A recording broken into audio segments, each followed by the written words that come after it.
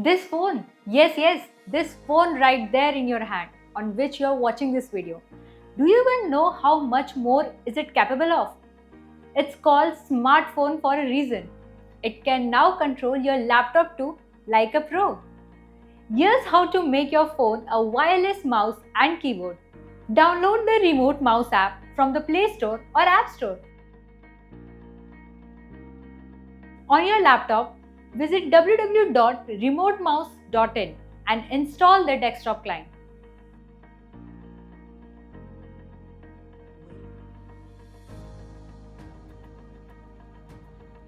Connect both devices to the same Wi-Fi network.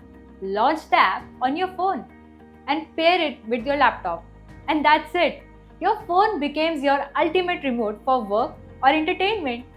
And if you need laptops that work effortlessly, rent from ABCOM and enjoy smart living every day.